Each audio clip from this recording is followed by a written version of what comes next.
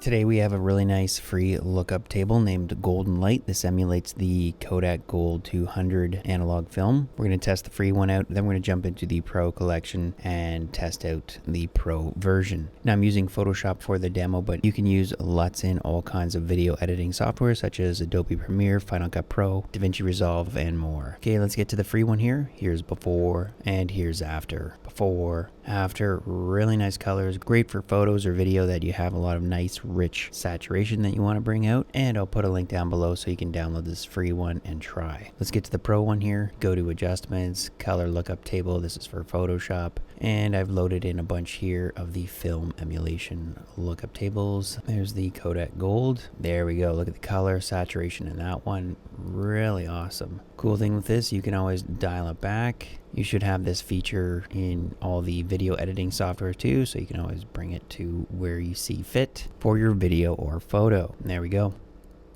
Alright, again, I'll put a link down below for the free version of this lookup table named Golden Light, and I'll also put a link to the Pro version lookup table collection. Thanks for watching, and see you in the next video.